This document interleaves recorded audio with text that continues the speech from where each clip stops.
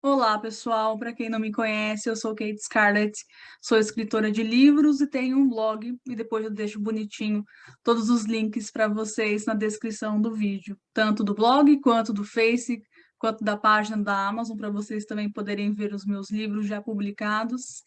E hoje nós vamos falar um pouquinho sobre o outro livro, que não é meu no caso, mas que eu li recentemente, chamou muito a minha atenção por tratar justamente de términos, não necessariamente apenas de relacionamentos amorosos, né, no caso, mas términos de um modo geral.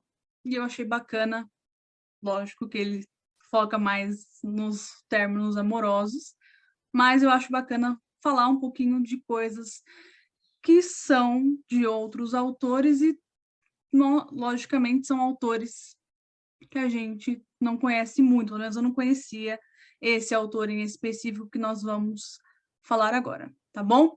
Então, o livro se chama Tangências, é do Michelancho Prado. E antes de nós começarmos falando um pouquinho sobre o livro, falar o que nós temos aí de temas e tudo mais, primeiramente, só para avisar que talvez tenham alguns spoilers no meio, que logicamente não dá para fugir de todos eles, mas nada que vai deixar vocês traumatizados, apenas um aviso basicão para vocês ficarem preparados, tá bom?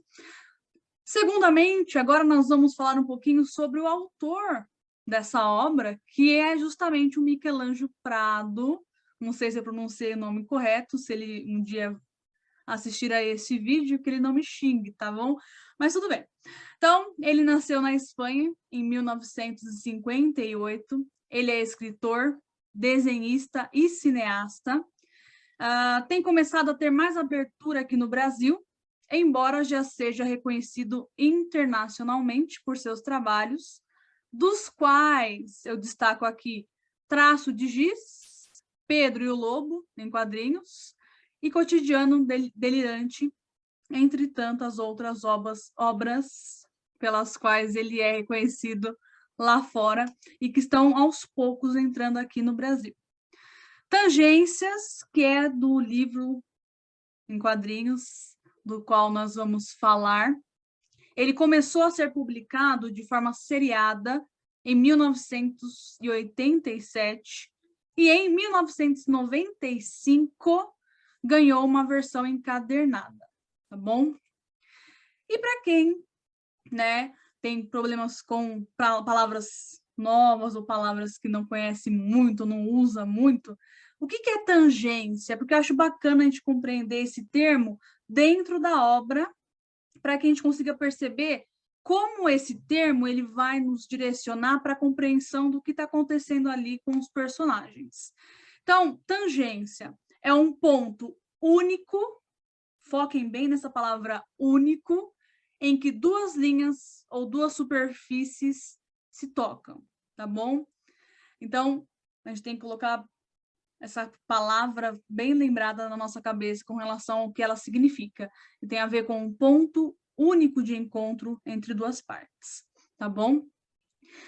E esse livro, ele é escrito usando o gênero história em quadrinhos, que as pessoas gostam bastante, porque ele é mais rápido e é dinâmico.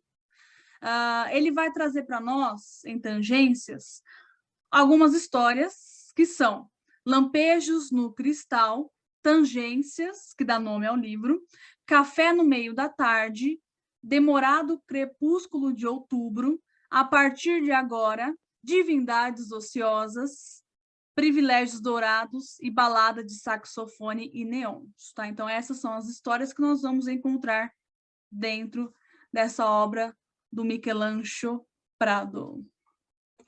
E quais são os temas, de um modo geral, que nós encontramos também? A gente vai, então, lidar com términos, alguns términos com essa questão da nostalgia aparecendo bastante. Essa nostalgia nós vamos discutir também depois. Nós vamos ver também essa questão não só envolvendo o término em si, mas mostrando essa instabilidade das relações que são, em alguns momentos, movidas por interesse. Não só econômico, tá, gente? Interesse, a gente pode ter vários interesses dentro de uma relação. E a gente vai ver bastante disso nessas histórias do Prado. E agora nós vamos para o nosso resumão. O que a gente vai encontrar em cada uma dessas histórias? Então, vamos lá. Vamos começar com Lampejos no Cristal, em que nós vamos ter os personagens principais, Rogélio, né? Imaginando que seja espanhol a pronúncia disso aí, senão vai ficar Rogélio, e acho que fica melhor Rogélio. Mas, enfim, detalhe, tá? Aí vocês resolvam com o Michelangelo, tá bom? E a Sofia. São os dois personagens principais, embora apareça no começo da história o colega de trabalho do Rogélio, nós temos os principais, que são esses dois, tá? Quem é o Rogélio? O Rogélio é um homem de negócios, metido a intelectual, cujo envolvimento com a Sofia gira em torno da esfera sexual, ela sendo uma datilógrafa que destoa desse mundo ao qual ele parece pertencer. Mas o que causa o problema maior nessa relação com a Sofia? É que é uma relação muito morna, muito... não tem show pirotécnico, é muito sem graça. E, obviamente, parece que satisfaz o Rogélio essa apresentação de relação para ele. Porque ele diz, né, para o amigo, ora, para me amarrar a esta altura, teria que ser com uma mulher que fosse algo mais além de bonita. Então, ele não vê profundidade na Sofia. Não significa que ela não tenha, mas para os requintes desse homem intelectualizado, esse homem pomposo, ela só é bonita, tá? O que não é uma coisa agradável da gente ver da opinião masculina sobre uma mulher, mas, enfim, só estou contando a história, vamos ficar focados neutramente na história. O que nós vamos ter aí com relação à Sofia?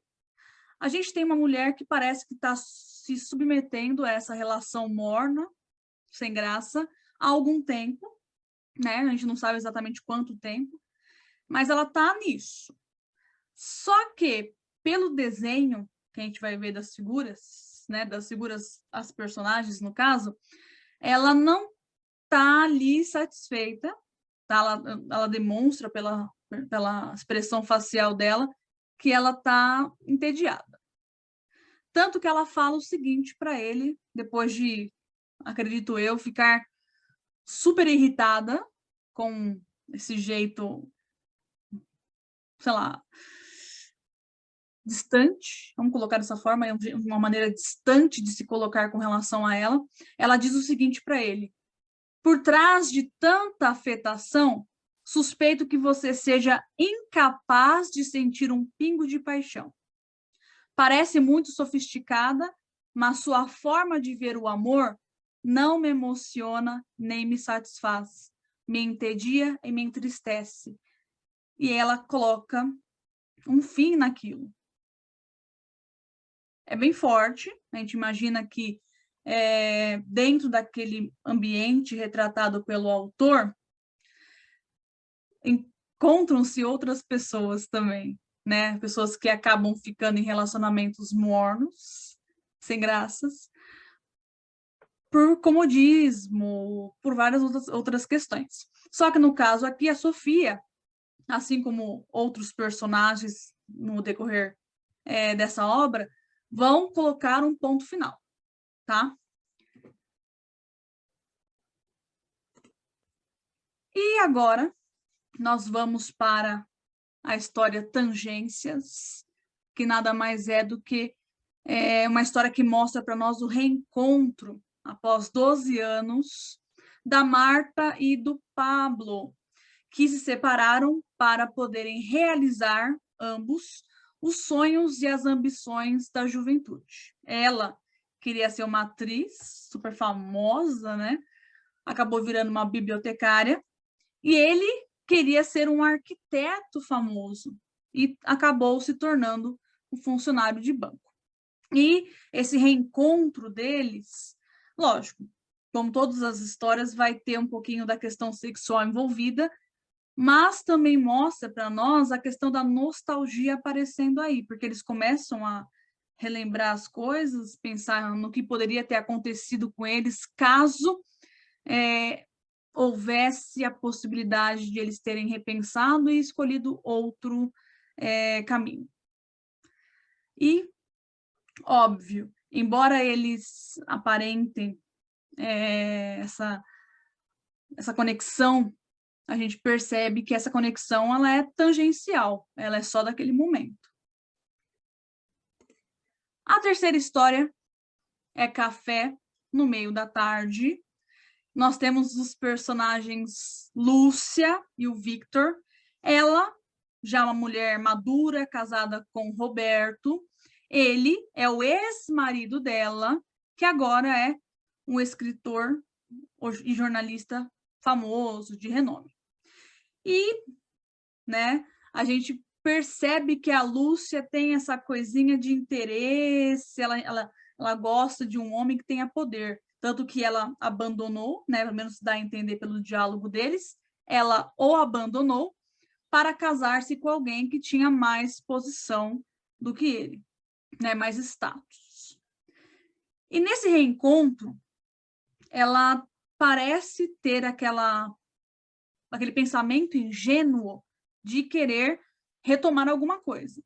Só que conforme o Victor vai falando, nós percebemos que não tem a intenção nenhuma ali por parte dele de retomar o passado, sendo que ela foi uma causadora de uma grande dor para ele, que demorou anos para conseguir sair com outras pessoas, nem a vontade de reaver uma chama de paixão. Na verdade, não era nada disso. Aliás, não eram essas as intenções dele quando resolveu reencontrá-la anos depois, mas sim satisfazer uma vaidade. Acho que mais ou menos a ideia de que ela me rejeitou quando eu estava na pior, eu vou mostrar para ela que agora eu estou no topo da montanha, né? Só para poder colocar ela para baixo, que é justamente o que ele faz. Ele coloca ali uma situação para ela que ele não pretende suprir nenhuma necessidade sexual, nem de vínculo com ela, mas sim satisfazer o ego dele. E nessa satisfação de ego, ele acaba destruindo o dela. E rompendo de vez com qualquer possibilidade de retorno ou de status diamante. Próxima história é Demorado Crepúsculo de Outubro, onde os personagens são a Laura e o Carlos, e eles estão se separando. O Carlos ele é pintor, e para se despedir da Laura, não só eles, né, fazem amor, mas também ele acaba entregando para ela um quadro que ele pintou justamente para essa despedida. É uma história bem assim, cheia de sutilezas, mas que demonstra para nós que esse rompimento ele se deveu justamente pela insatisfação da Laura na relação. Próxima história é A Partir de Agora. Nós temos ali como personagens a Marta, que é diretora de um salão do livro, e o Ramon, que é um político que acabou de se divorciar. Esse reencontro entre eles, também, de novo, volta a questão do sexo aí, né? Para quem gosta, tá? E nós temos essa enxurrada de lembranças que vão vindo, né? De 15 anos atrás, em que eles tinham uma relação e depois ela foi rompida por conta de interesses aparentemente dele. E ele demonstra querer retomar a relação com a Marta, agora que ele é um homem livre, que ele tem uma estabilidade profissional como político, enfim. Só que a Marta, ela já vai cortando assim as asinhas dele e já fala o seguinte: Foi bonito recuperar todas essas lembranças. Nos dá a ilusão de que o tempo não passou, mas fica nisso. Ou seja, ela está mostrando para nós que ela não tem a intenção de reavivar um romance e se tornar aquilo que ela deveria ter sido no passado. Ela quer apenas recuperar as lembranças, aliás, ela quis apenas recuperar as lembranças e seguir com a vida. Próxima história, Divindades Ociosas. Aqui nós vamos ter o Hector e a Olga. E é uma história bem também interessante, né? Aliás, todas as histórias, elas são muito interessantes, elas têm várias nuances de interpretação, tá? Tem vários detalhes também, que quem se aprofundar na análise vai ter muito pano para manga, tá bom? Então, vamos lá, voltando aqui. Nós temos aí uma relação puramente de interesses e sexual. E a Olga, ela parece uma mulher que está no topo do mundo, né? Ela até se compara, junto com o amante, a deuses do Olimpo, olhando assim da janela do apartamento em que eles estão. Só que é uma história intrigante, porque mesmo ela sendo tratada com desrespeito e grosseria pela parte do Hector, a Olga parece não querer descontinuar os encontros com o amante, o que, né, pode parecer entrar em contradição com a temática que nós estamos vendo até agora, de rompimento. Mas aí nós vamos perceber que, na verdade, ela está rompendo com alguma coisa aí. E ele também, tá? A gente pode falar disso daqui a pouco. Ao mesmo tempo, a gente vê o Hector se colocando numa posição de inferioridade semelhante a ela, em vários momentos. Como, por exemplo, quando ele diz: você não é mais especial na cama do que uma balconista ou uma secretária. Você não passa de um artefato fútil e enfadonho como eu. Próxima história, Privilégios Dourados. Nós vamos ter aí os personagens do Mário e da Carlota, que é uma mulher bem-sucedida, com o amante, que é mais novo que ela. E nessa história eles estão rompendo a relação, porque ele mostra para Carlota uma coisa que ela não queria, que era aprofundar a relação e assumir que eles tinham alguma coisa publicamente. Ela humilha o rapaz e diz que não cogita de maneira nenhuma assumir nada com ele. Por quê? E ela fala o seguinte: se eu voltasse a ter um companheiro oficial, precisaria ser alguém como o idiota do meu ex-marido, com um sobrenome de bem ou muitos milhões. Ou melhor, com as duas coisas. Então, o Mário, ele não supre nenhuma desses fatores que ela necessita para assumir alguém oficialmente. E vai ter um desfecho bem interessante essa história, que eu não vou falar, porque senão é muito spoiler, tá? Mas eu convido vocês a lerem essa história para entenderem o que vai acontecer ali entre o Mário e a Carlota no final. E, por fim, não menos importante, nós vamos ter Balada de Saxofone e Neons, em que temos o Pablo, que é um escritor decadente, que possui uma musa, que não tem nome, a quem dedica a sua obra e que o inspira. Porém, essa musa, ela parece insatisfeita por estar trancada no minúsculo apartamento esperando a conclusão de seu trabalho. O que a gente vê aí nessa história? E ela é bem assim, obscura em algumas coisinhas. Ela tem alguns ditos não ditos.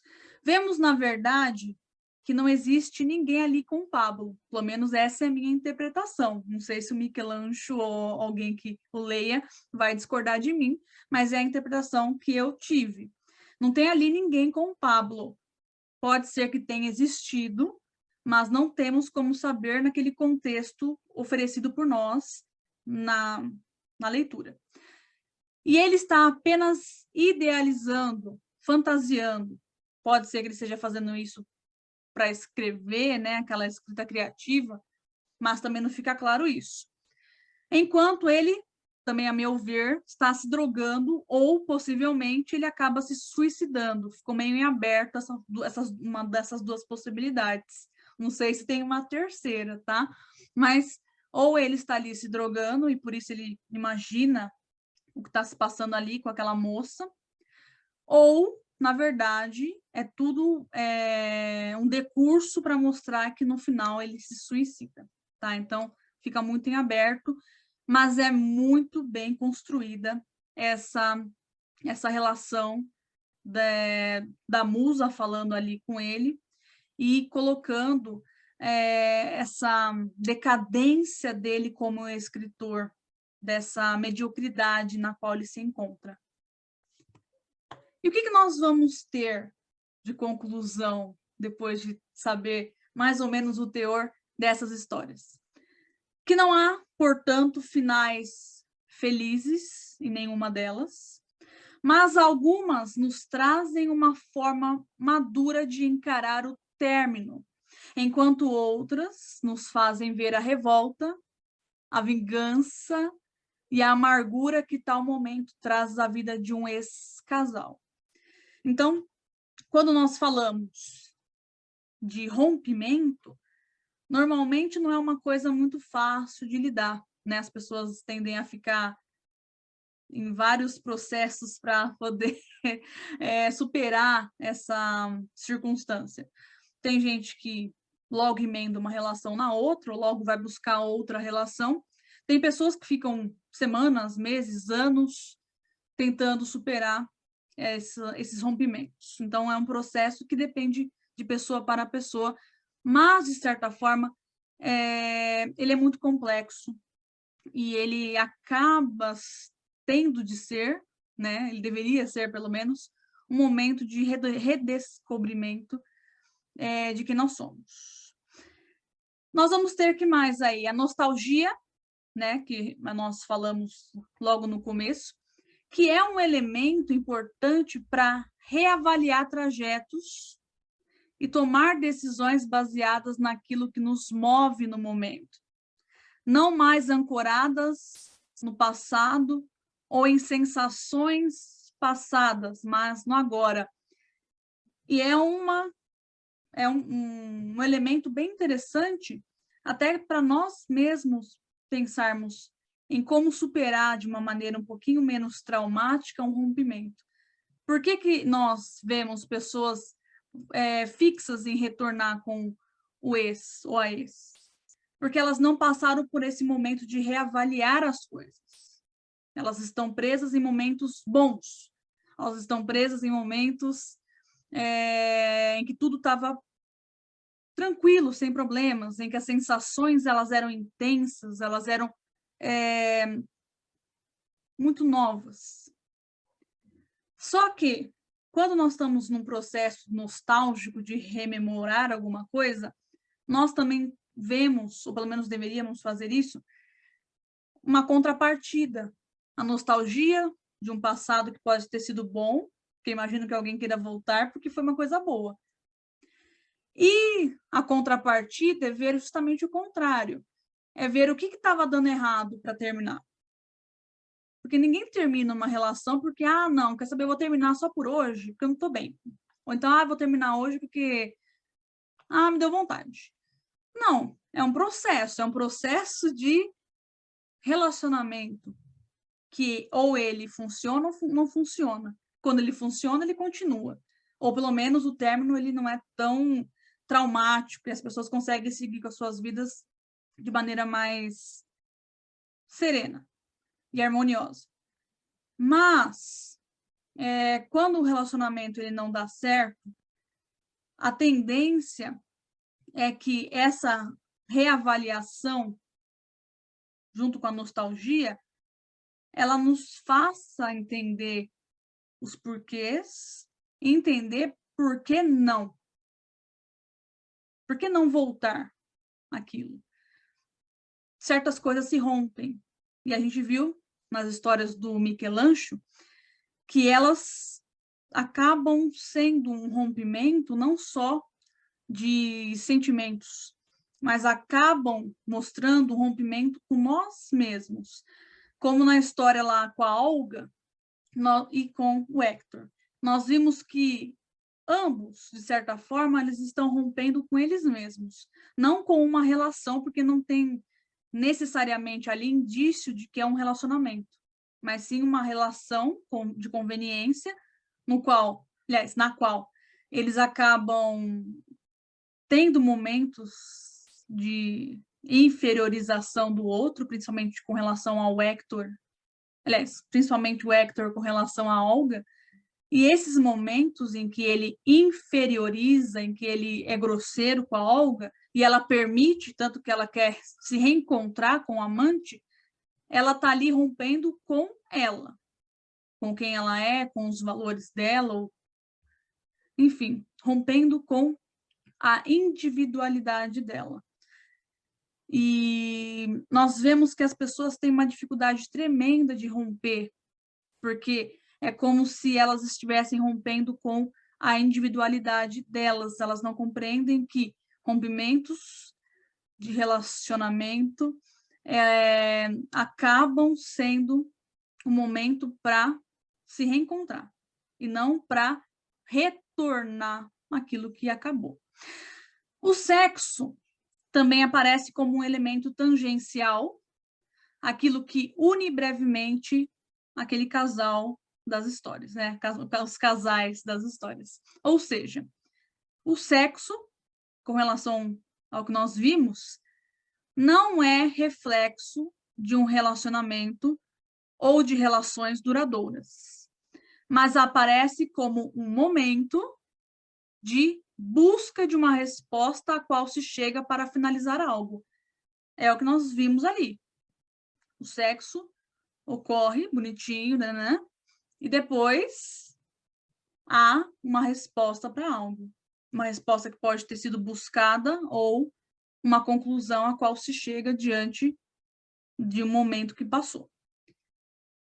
Deixa eu ver aqui mais, vamos ver aqui. Gente, estou olhando aqui bonitinho as minhas anotações, não me perco, hein? Representa, de certa forma, a ruptura com o outro, mas, em alguns casos, o encontro de si mesmos e da verdade contida em si mesmos. O que não é fácil, né? Não estou falando que a realidade seja isso, hein, gente? Vai estar todo mundo transando aí para terminar o relacionamento. Não tem nada a ver, hein? Aqui é uma obra ficcional que pode acontecer na realidade ou não, mas não estou sugerindo coisa alguma, tá? Aqui é só para a gente perceber o mecanismo utilizado para nos mostrar alguma coisa. E na obra, o sexo ele serve como um mecanismo breve de busca de uma resposta ou uma forma de romper com o outro e buscar a si mesmo. E por que eu recomendo essa obra? Eu recomendo, primeiramente, não só para aqueles que amam histórias em quadrinhos, mas também aqueles que gostam de histórias dramáticas, mas que nos fazem repensar a respeito da dimensão existente nos relacionamentos, que, lógico, é muito, muito intenso, né? Essa dimensão ela é muito intensa e ela é muito complexa. Ou mais precisamente, né, no caso que nós vimos, o fim desses relacionamentos. Mas não termino por aqui, tá, gente? Vamos colocar aqui algumas questões para nós refletirmos com um pouco mais de calma, né? Esse reencontro tem sempre de ser o recomeço, a retomada de algo? A gente viu que não, né? O reencontro que nós tivemos aqui de vários casais, né, que acabaram se perdendo e depois se reencontraram, nós vimos que esse reencontro não é para estabelecer um elo entre eles novamente, ou não é para consolidar um momento e ir em frente com aquele momento e ficar felizes para sempre juntos. Porque, nesses casos, muitas coisas aconteceram e as pessoas amadureceram. Esse amadurecimento faz com que nós percebamos que algumas pessoas já não se encaixam mais no nosso projeto de vida.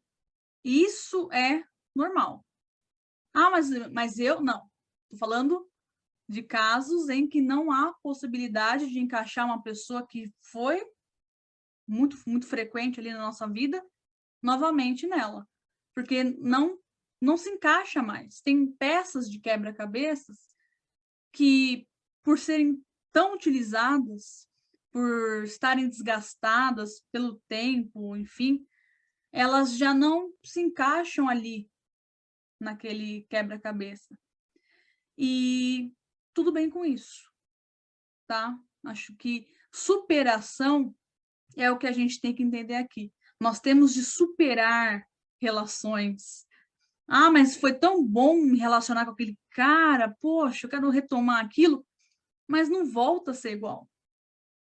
Não adianta a gente se iludir e pensar, poxa, mas vai ser super igual, vai ser maravilhoso, não vai, tá?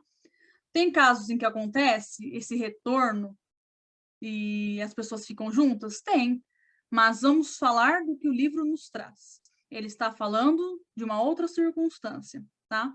E nessa circunstância, aliás, nessas circunstâncias que essa obra nos traz, nós vemos relações que não têm como ir adiante por várias questões, portanto, elas marcam esse rompimento e esse rompimento ele acaba sendo um momento das duas partes de reavaliar posturas e projetos de vida também. Rompimentos ou términos são fáceis? Nós vimos que não, né? Depois, quem tiver curiosidade e quiser comprar o livro, vai ver que rompimento, por exemplo, do Mário com a Carlota, não foi fácil para ele, né? E para a Carlota, no final, também não foi, que ela acabou se ferrando. Mas eles não são fáceis, não pela questão financeira que nós temos ali desses dois, mas principalmente porque quando você está ali no momento de rompimento ou de término, você, de certa forma, tem que se afastar. E esse afastamento, ele gera dor. E tudo que gera dor nos faz, às vezes, até evitar aquele momento o máximo possível, porque a gente fica pensando, poxa, mas tem os filhos, poxa, mas a gente está há uns 10 anos, 3 anos juntos. Mas se há né, aquela ideia do término, se você cogita, ou se o casal cogita romper, tem que se fazer um levantamento dos motivos para isso. Passei anos com a pessoa, tenho os filhos, nós temos sei lá, propriedade juntos. Mas, e esse mas, ele tem que ser avaliado com muita clareza, porque esse mas é o que leva uma pessoa a passar a vida inteira com alguém em um relacionamento que não vale a pena. Abusivo, um relacionamento sem graça, uma relação que não tem eira nem beira. E aí quem sofre são as pessoas envolvidas nessas relações.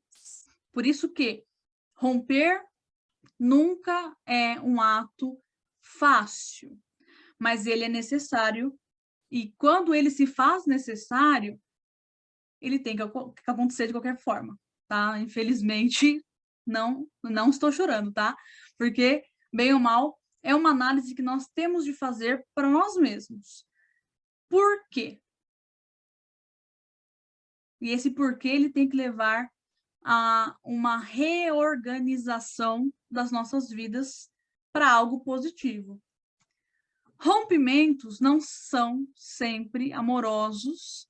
Às vezes, rompemos com nossas emoções e com nossos sentimentos a fim de obter algo ou manter algo, como é o caso que nós vemos aí, tanto da história do Hector e da Olga, como a questão do Pablo com a musa dele, né? Nós vemos aí não rompimentos amorosos, mas um romper com a pessoa.